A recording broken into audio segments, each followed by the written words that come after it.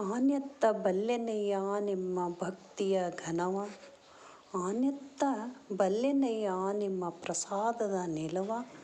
ಕಾಯದ ಕಳವಳ ಮರೆಯಲಿದ್ದವರಲ್ಲಿ ನಂಬಿಕೆಯ ಅಳವಡುವುದೇ ಕೂಡಲ ಸಂಗಮ ದೇವ ಎನ್ನ ಗುಣವ. ನೋಡದೆ ಕರುಣದಿಂದ ಭಕ್ತಿಯ ನಿಲವ ತೋರ ತಂದೆ.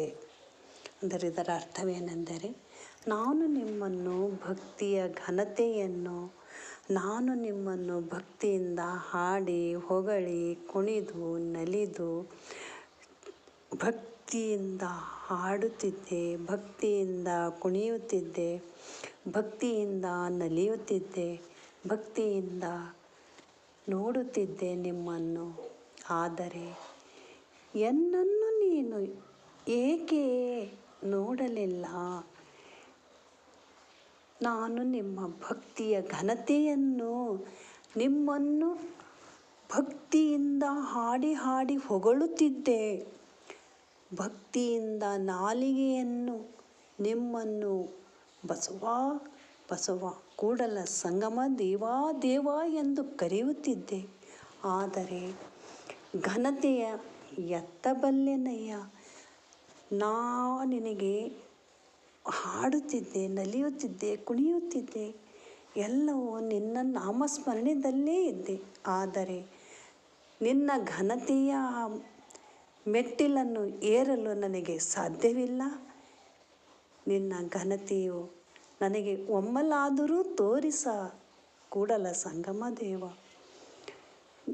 ಬಲ್ಲೆನಯ್ಯ ನಾನು ನಿಮ್ಮ ಪ್ರಸಾದದ ಉನ್ನತಿಯನ್ನು, ನಿನ್ನ ಪ್ರಸಾದದ ಉನ್ನತಿಯನ್ನು, ನಿನ್ನ ಪ್ರಸಾದವನ್ನು ಉಂಡಿದ ಉನ್ನತಿಯನ್ನು ನಾನು ಹೇಗೆ ಹೊಗಳಲಿ ಕೂಡಲ ಸಂಗಮ ದೇವ? ನಿನ್ನ ಎಷ್ಟರ ಮಟ್ಟಿಗೆ ಬಲ್ಲೆನಯ್ಯ? ನಿನ್ನ ಕಣ ಕಣದಲ್ಲೂ, ಅಣು ಅಣುವಿನಲ್ಲಿಯೂ, ಕ್ಷಣ ಕ್ಷಣದಲ್ಲಿಯೂ ನಿನ್ನ ನಾಮಸ್ಮರಣೆ. ನೀನು ಇರುವೆಯಾ ತಂದೆ? ನಿನ್ನ ಘನತೆ ಎಷ್ಟು ನಾನು ಹಾಡಿ ಹೊಗಳಲೇ ತಂದೆ? ದೇಹ ಭ್ರಾಂತಿಯ ಮರೆಯಲಿದ್ದವರಲ್ಲಿ ನಾನು ಈ ದೇಹದ ಭ್ರಾಂತಿಯನ್ನು ಬಿಟ್ಟು ನಿನ್ನ ಮೇಲೆ ವಿಶ್ವಾಸವನ್ನು ಇಟ್ಟು ನಾನು ಕೂಡಲ ಸಂಗಮ ದೇವ ನಿನ್ನ ಘನತೆಯ ಹೊಗಳುವೆನು. ನಿನ್ನಲ್ಲಿ ನಾನು ದೃಢ ನಂಬಿಕೆಯನ್ನು ಇಡುವೆನು.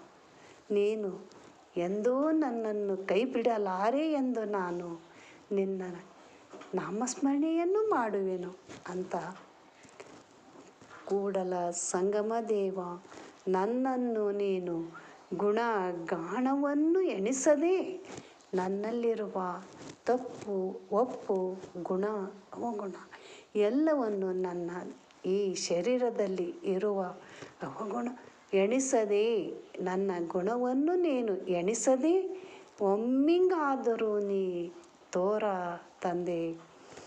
ಭಕ್ತಿಯ ನಿಲುವು ಹೇ ಕೂಡಲ ಸಂಗಮ ದೇವ, ಎನ್ನ ಗುಣವನ್ನು ಅರಿಸದೆ ನೀನು ಒಮ್ಮಿಂಗಾದರೂ ನೀನು ಕರುಣಿಸು, ಒಮ್ಮಿಂಗಾದರೂ ನೀ ತೋರ ತಂದೆ ಅಂತ ಬಸವಣ್ಣನವರು ಕೂಡಲ ಸಂಗಮ ದೇವರಿಗೆ ಕೇಳಿಕೊಂಡಿದ್ದಾರೆ.